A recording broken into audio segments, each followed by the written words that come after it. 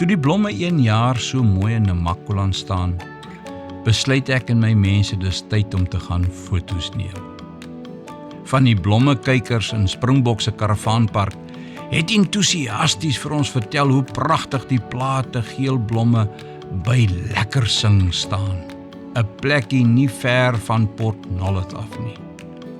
Dis hier waar die blomme in die rooi woestynsand groei, enige fotograaf se droom. Dan dink 'n mens nie tweemaal om bykans 400 km af te lê nie. Ek en my seun Heinrich is vroegoggend van Springbok af weg, waar die blomme in kleurvolle plate tussen die berge van die Koegap groei. 'n En buite Springbok waar jy wegdraai Port Nolloth toe, het die veld skielik Karoo-veld geword, met nie 'n blom in sig nie. Dis 'n lang, eentonige pad wat bult op en bult af reguit see toe loop. Pa, wanneer kom ons dan by Lekkersing? Seker nie meer ver nie, my kind, miskien is dit oor die volgende bult. Maar oor die volgende bult, en oor die volgende, en oor die volgende, was geen blom in sig nie, Karoo-veld so ver as wat die oog kon sien. Pa, is pa seker ons is op die regte pad? Die bordjie daar agter sê dis nog net 40 km Port Nolloth toe. Ek dink ons het te ver gery. Ek wonder partymal of dit 'n goeie ding is dat hulle ons kinders in die laerskool leer lees en tel. Miskien is jy reg, seun, miskien het ons verby die afdraai gery. Ons het omgedraai en 50 km teruggery. Elkeen was met sy eie gedagtes besig.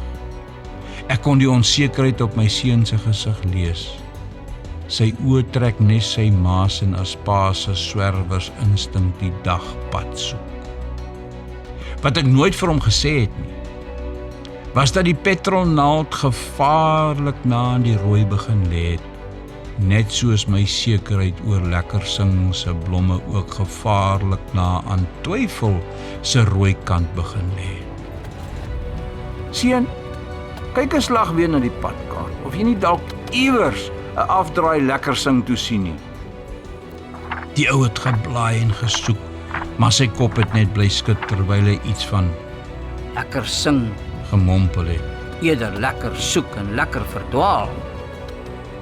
Ek het vandag die afstand uitgewerk en besef dat ons nie Springbok met die petrol in die tank sou haal nie. As ons sou omdraai, sal ons Port Nolloth dalk net haal as die gode teen die opdraandes help stoot.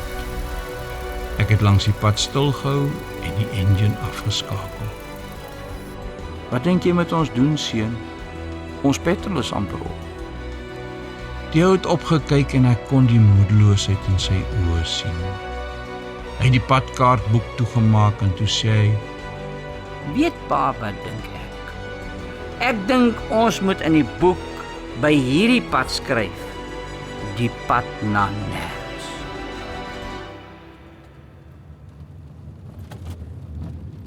Ons het noodgedwonge maar aangestoot Port Nolloth toe en net die garage gehaal. Net skuins voor Port Nolloth, toe ons oor die een bult kom, lê daar regs van die pad velde en velde geel blomme tussen die rooi sandduine, en ons het geweet dis Lekkersing se blomme. Nadat ons petrol ingegooi het, het ons by die blomme ingedraai en ons 'n paar uur lank verlustig aan die pragt wat so ongerep op die pad na nêrens gelê het. Dit was iets om oor te sing. Die middag op pad terug Springbok toe, is daar gefilosofeer oor wat ons die oggend nie moes gedoen het nie, waar ons verkeerde besluite geneem het, en hoe dom 'n mens partymal kan wees. Eintlik moes ons maar net reguit aangehou het, pa. Jy's reg, seun. Volgende keer sal ons weet.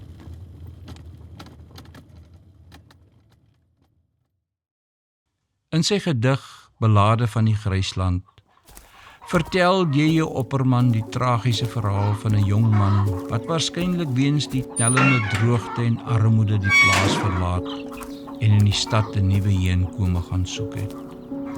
Die gedig begin waar die jong man met die trein na Johannesburg aankom. Uit tonnels van die nag tuur ek oor rook en mis, as eysterspore my in kringe van die stad instuur. Werk was in daardie jare nie volop in die stad nie.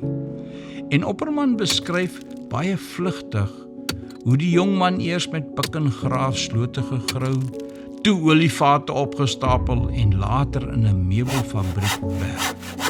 Totdat hy uiteindelik die swaar hande arbeid vir die kantoor verruil waar hy as boekhouer aangestel word. Moeg van armoede het hy op 'n dag vals syfers neergekrap en toe kon hy met die meisie van sy sjokoladefabriek na 'n paradys ontsnap. Die naglewe van die stad waar neonligte blom was vir hom 'n nuwe wêreld. Die groot wiel van die Mallemeule, beeskoop en dans, die penny slot masjien, dit alles was vir hom 'n ontvlugting van die armoede van die plaaslewe. Hier in die stad kon hy die genot van die naglewe ervaar, die mensgemaakte sterre wat die siel van die mens laat duisel. Maar om dit alles te kon geniet, moes hy as boekhouer vals syfers neerkrap. Syferdiefstal. Hy moes geld verduister om uit die wurggreep van sy armoede te ontsnap.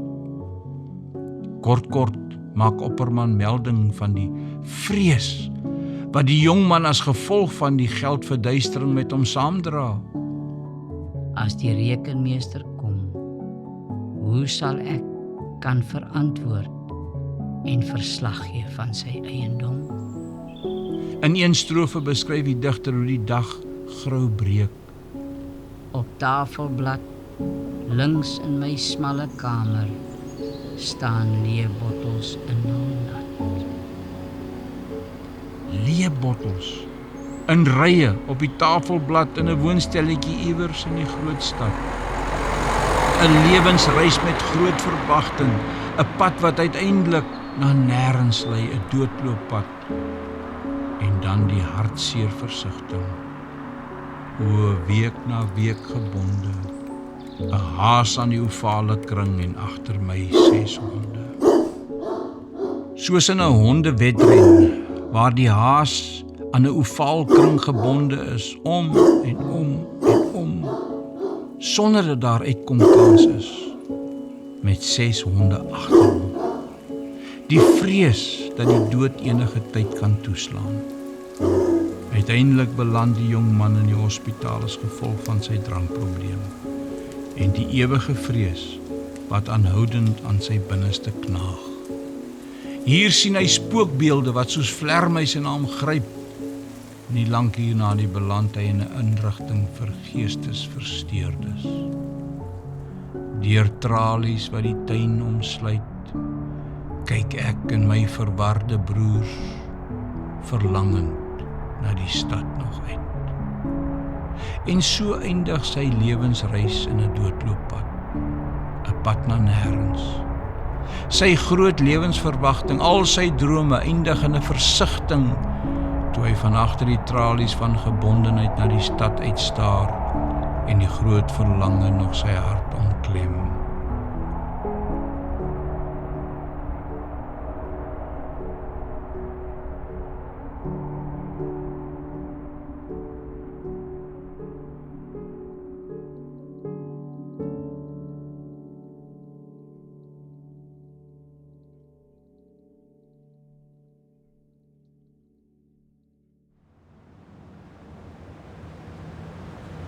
As 'n mens die gedig oor en oor lees totdat jy amper een met die jongman voel, 'n lewe wat soos 'n groot mallemeelwiel om en omwentel, is dit asof die digter se pen die hartseer en hopelose toestand van die mens, wat hom op die doodlooppad van die lewe bevind, duidelik wil neerskryf as noodkreet vir hulle wat nog op reis is. Dis 'n droefgeestige verhaal wat my elke keer ontroer wanneer ek dit lees. Ek sien in my verbeelding die weemoedigheid in die oë van die jong man, terwyl hy versteur deur die tralies na die stad staar. Hoe hy miskien terugverlang na die vryheid wat hy op die plaas geken het, dit het egter helaas net 'n skimbeeld geword. 'n Verskietende ster wat net 'n oomblik lank 'n ligstreep oor sy lewe span.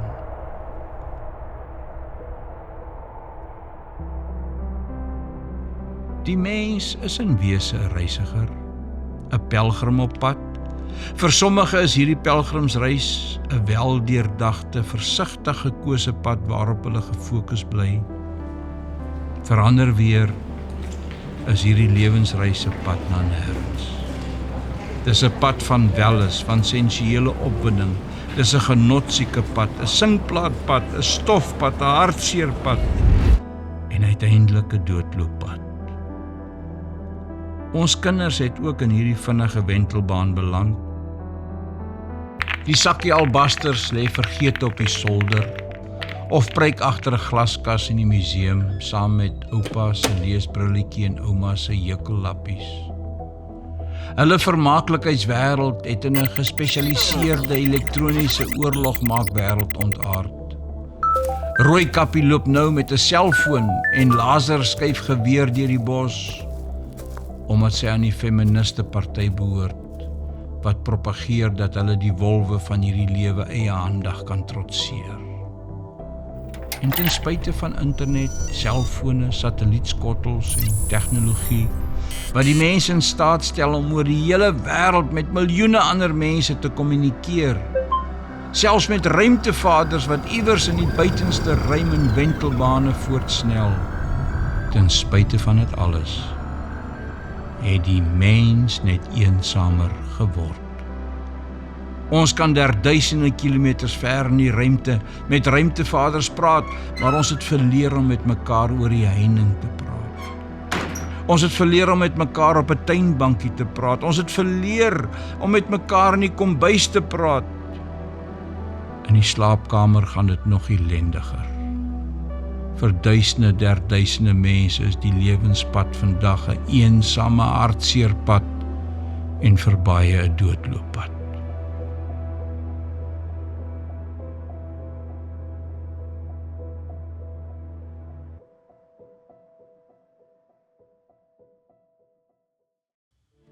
Die profeet Jeremia gee in Jeremia 31 vers 21 vir ons as pelgrims op hierdie lewensreis goeie raad. Rig vir jou padwysers op, bring vir jou rigtingborde aan, hou jou oog op die groot pad, op die pad wat jy moet loop. En dan stel hy die lewensbelangrike vraag: hoe lank gaan jy nog talm, jy wat so dikwels jou eie koers gaan? Psalm 119 vers 35 vra Dawid vir die Here: laat my elke dag op die pad loop wat U voorskryf, want dit maak my baie gelukkig. Waarvoor Dawid eintlik vra, is dat sy lewensingesteldheid volgens die woord van die Here moet wees. Dat hy daarvolgens op die pad sal wandel wat na ewige geluk lei, op 'n pad wat by Lekkersing se blomvelde uitkom. Salomo sê in Spreuke 4 vers 25: hou jou oë op die pad vorentoe, kyk reg voor jou uit, baken jou koers af, dan sal jy seker wees van elke tree. Moenie links of regs wegdraai nie, weerhou jou van die verkeerde koers. Moet nooit toelaat dat die duiwel jou van die regte pad laat afdraai nie. Moet nooit toelaat dat die beginsels wat vir jou van kleins af geleer is, langs die pad verlore raak nie. Moenie na links of na regs afdraai nie. Baken elke dag jou koers af en hou jou oë op Jesus gefestig. Met hom sal jy altyd by Lekkersing se blomvelde uitkom. Hoe baken ek my koers af? Psalm 119 vers 105 sê: U woord is die lamp wat my die weg wys, die lig op my pad.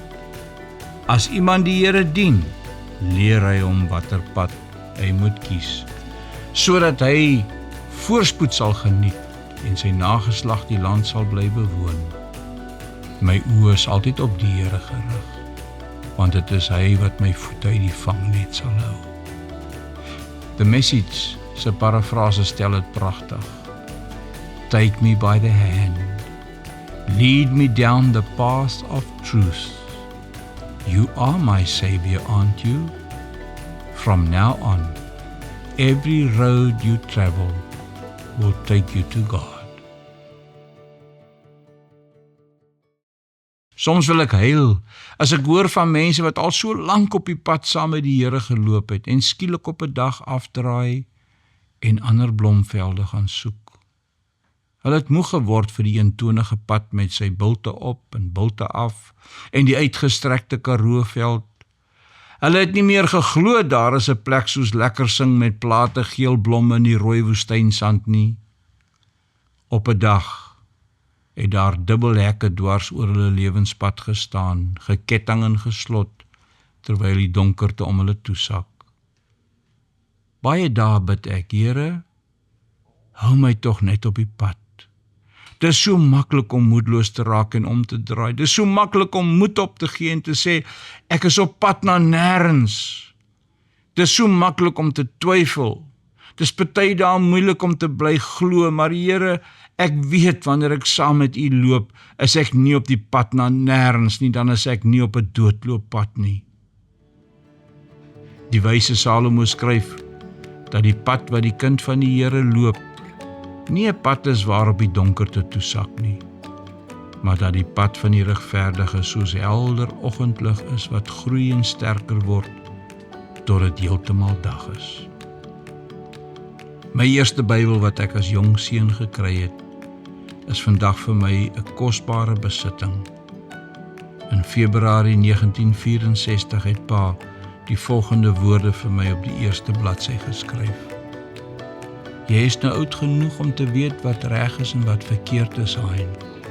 Lees hierdie boek, bestudeer dit, ken dit, en dit sal jou pad suiwer hou en jou uiteindelik in daardie mooi en skoon land bring, Pa en Mamma. Die enigste pad na Lekkersing se blomvelde is die pad wat ek saam met die Here loop. Die res is almal doodlooppaaie, paaie na nêrens. Dan is ons gebonde, 'n haas aan jou vader kring en agter ons 6 honde. Dit was die Jakkie-Indiaan Don Juan wat gesê het, elke pad is maar een van 'n miljoen paaie. Daarom moet 'n mens altyd in gedagte hou dat 'n pad maar net 'n pad is. Maar wees versigtig watter pad jy kies. Kyk mooi na elke pad en vra jou dan net een vraag af. Het hierdie pad 'n hart?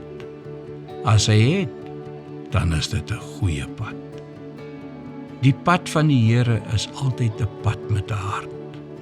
Saam met hom is die lewe nooit 'n doodlooppad nie. Saam met hom beland jy nooit agter tralies van sonde, terwyl jy en jou verwarde broers met leë oë verlangend na die stad staar nie. Saam met hom is die lewenspad soos die oggendlig wat groei en sterker word, tot dit helder dag is. 'n Pad met 'n hart tot by Lekkersing se blomvelde.